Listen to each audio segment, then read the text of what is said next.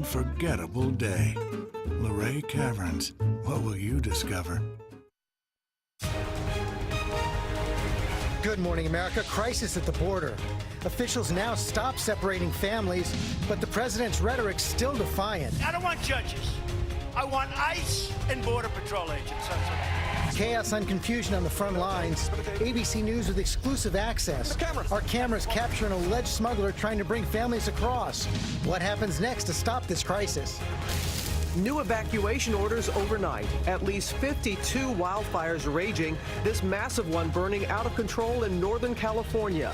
Hundreds of buildings and homes threatened. Now the new concerns as temperatures climb to their hottest yet this stretch, some even reaching 115 degrees. Camping murder mystery. This father killed in his tent, camping with his 2 young daughters in a well-known park. Now troubling news stories of other incidents. Is a serial shooter on the loose? New trouble for Heather Locklear. The actress reportedly hospitalized overnight just hours after being released from jail, accused of attacking a police officer, kicking a medic. Concerns now growing about her downward spiral. And the Disappearing Act, tricking dogs across the globe. Why teasing your dog like this is the new trend taking over the internet. Live in Times Square, this is GMA with Robin Roberts, George Stephanopoulos, and Michael Strahan. And good morning, America. Happy Tuesday. I was just thinking if we tried to do that to our fat little dachshund Daisy, she wouldn't care a bit. I think little man Lucas will have the same When Lucas reaction. noticed, you don't think they wouldn't pass that test? What the fluff? What the fluff? Man's best friend, not necessarily the smartest beings on our planet, but they're cute. They're adorable. We're going to have much more on that ahead, but we do have the news to get to. That team coverage that we have on the immigration battle. Tom Yamas standing by with those images at the border. But first, our chief White House correspondent, John Karl, starts us off with the president's rally overnight. Good morning, John. Good morning, Robin. While the president talks tough on illegal immigration this morning, his zero-tolerance policy for families that are caught crossing the border illegally is effectively on hold. For now, at least, it's a return to a policy that he long derided as catch and release.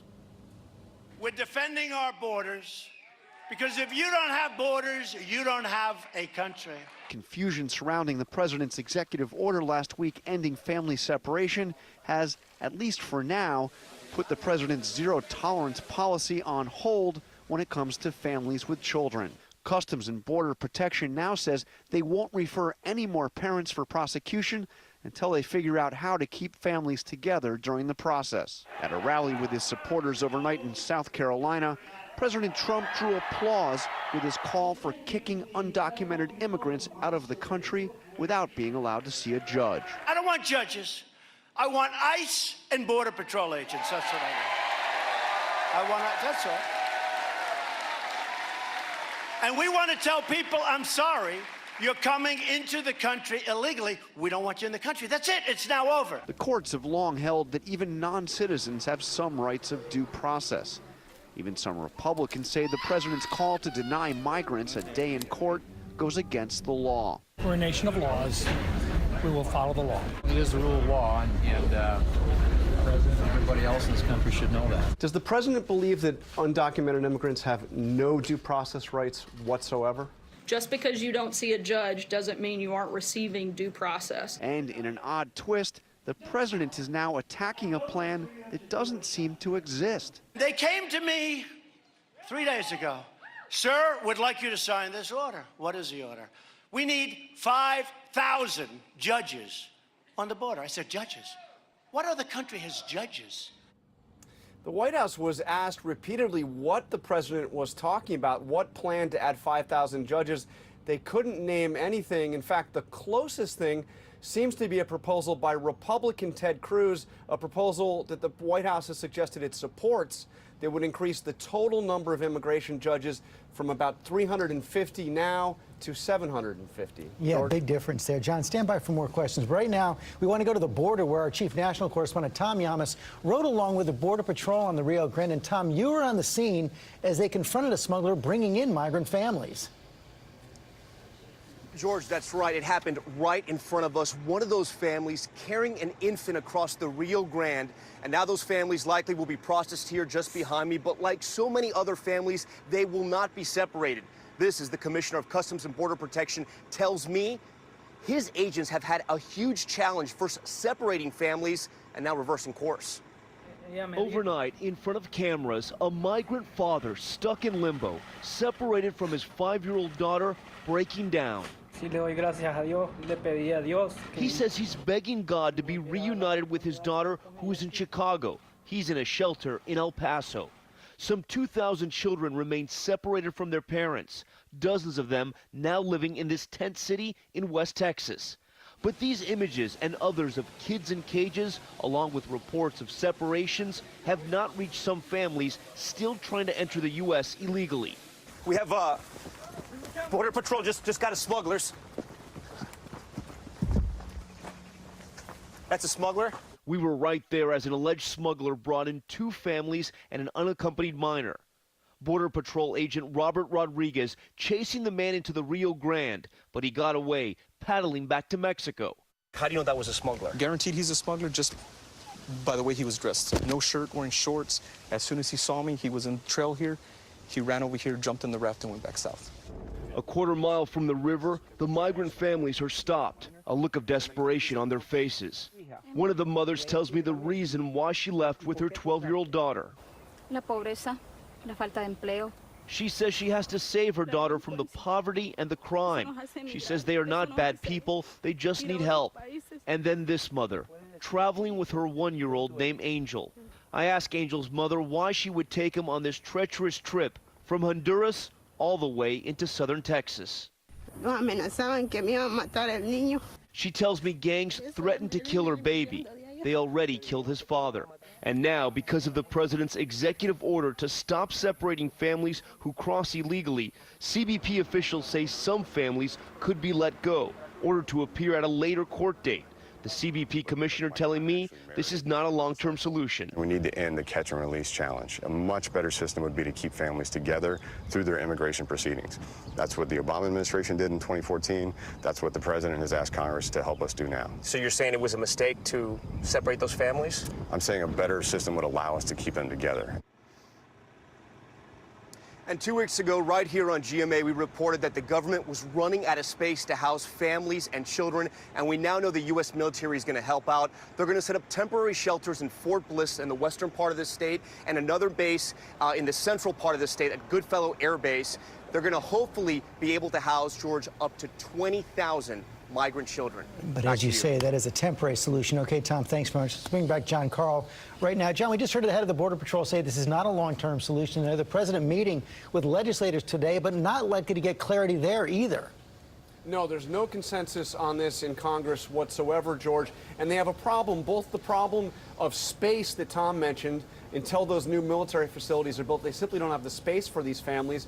And the second thing is there is no guarantee that the courts will allow those families to be held in detention of pending court action. And John, as this is happening, there have been a lot of protests of members of the Trump administration. We saw Sarah Sanders get kicked out of that restaurant over the weekend. A real debate now about how to protest the administration is sparked in part by these comments from Democratic Congresswoman Maxine Waters. Let's take a look.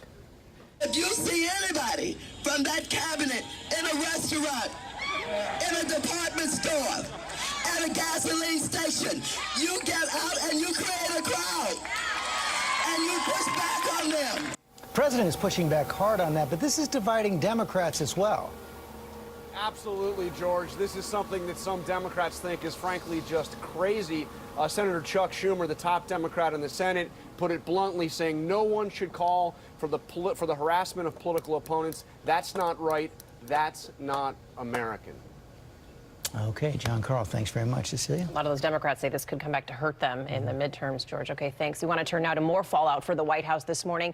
This one from those fears of a trade war sparked by President Trump's tariffs. One of the most iconic American companies, Harley-Davidson, now says it is moving some production overseas. Our chief economics correspondent, Rebecca Jarvis, is here with more. Rebecca, basically, Harley says it had no choice. That's right, Cecilia, and this is why you don't want a trade war, because of the toll that it can take on American workers and American consumers. consumers. The Dow is now down for the year, and Harley-Davidson could soon be moving jobs overseas.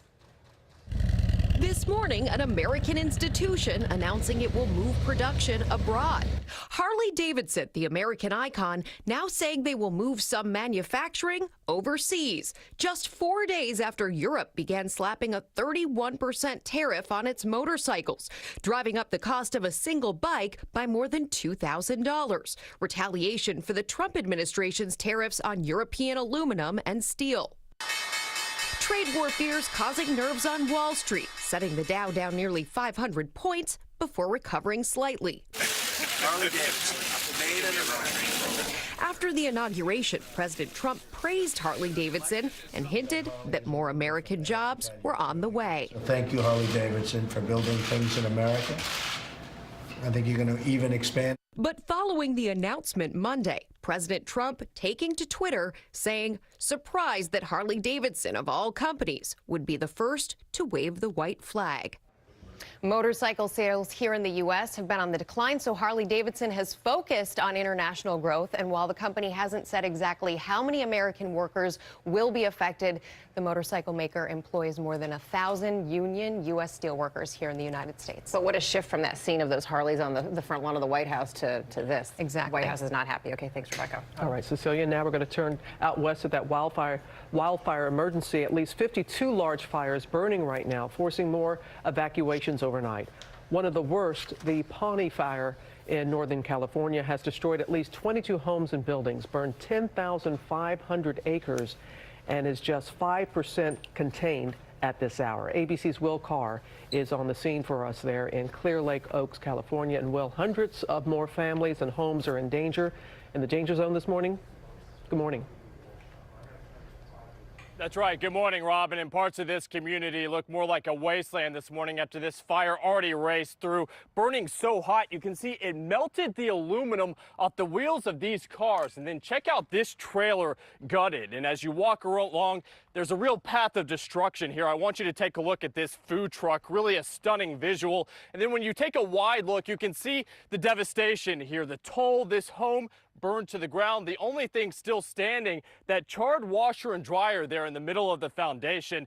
Residents here say this looks more like a wasteland this morning as this fire continues to burn. Overnight, the Pawnee fire forcing more residents to evacuate in Lake County, California. The past 24 hours has just been scary as heck. 1 minute we're leaving, 1 minute we're staying. The fire has torched nearly 11,000 acres, destroying 22 homes and buildings, threatening 600 more. Hundreds of firefighters have worked around the clock for 3 straight days. You can see these fire crews jumping on these flames. They're trying to make sure they don't cut across the street here, potentially get to those nearby homes. This morning, the fire is only 5% contained.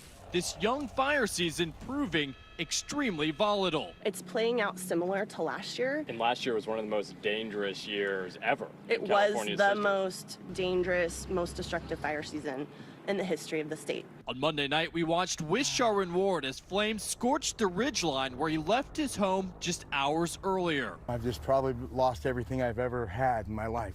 To make matters worse, Ward does not have fire insurance. A story we've heard time and time again in an area ravaged by wildfires back in 2015. What has the impact been on this community to have fire after fire after fire? It just makes everybody uneasy, and there's not a season anymore. It's all year long. As we're seeing residents who have lost everything out here, we're also sadly seeing the underbelly of this community come out. Authorities say that they arrested one man yesterday with a gun for looting. Robin. Oh, wow. Okay, well, thank you, George. Okay, Robin, thanks. We're getting at the latest now on a deadly ambush of firefighters. 2 were shot on Monday when responding to a fire at a senior living center in California. The murdered captain was escorted to the coroner with an honor guard. You see that right there. ABC's Kana Whitworth is in Long Beach with the story. Good morning, Kana. And George, good morning. Still no word on a motive yet, but authorities say they are investigating the possibility that this was an ambush-style attack. This was the first on-duty death for this department in more than 40 years. This morning, a grieving community making plans to bury a hero. It's a tough day.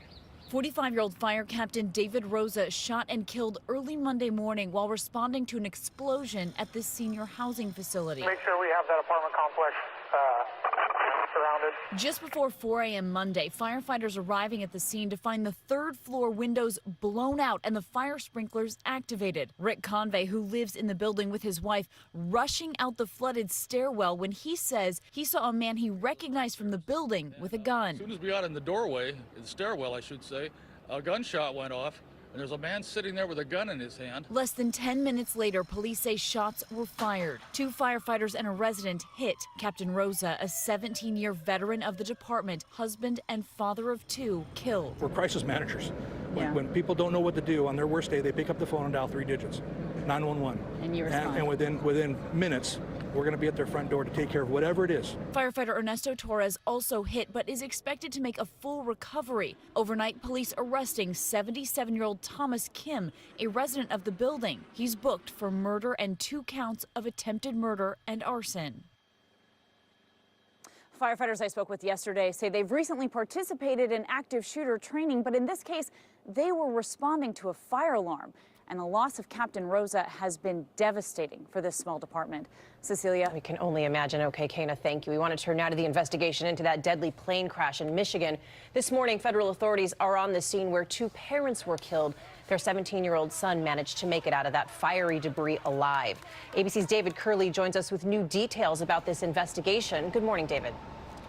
Cecilia, this is a remarkable story of survival, but this son has lost his parents, and the NTSB has some information about what may have caused the crash.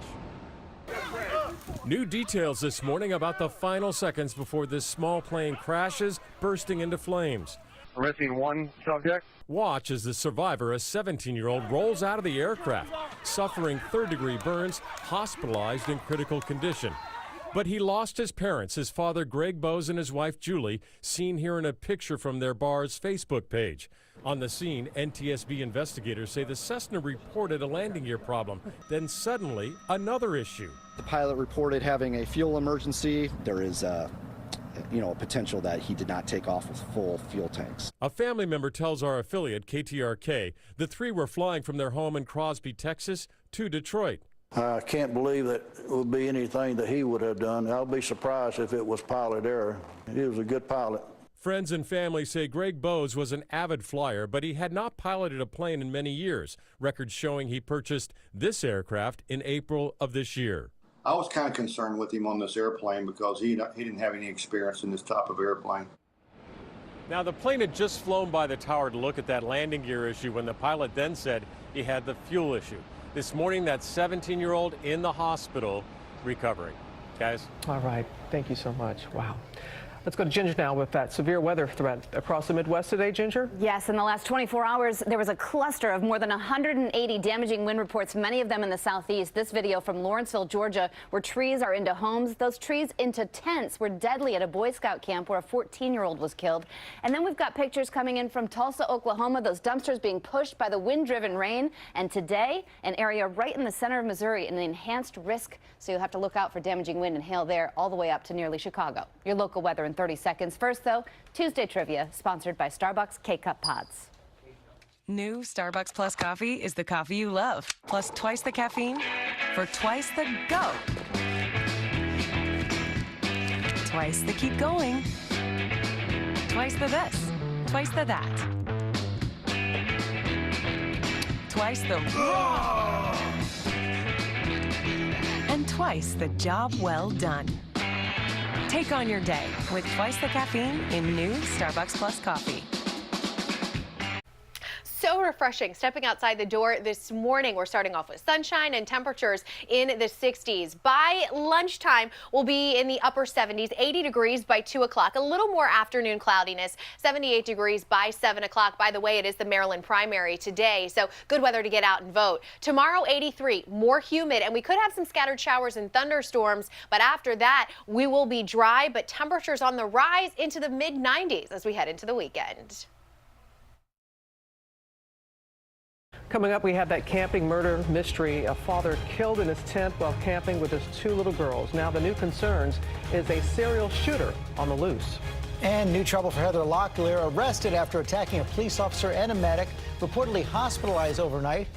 We're going to tell you the latest on what we're learning about her condition this morning. Well, it finally happened, Zachary. Somebody burned down my she shed. Nobody burned down your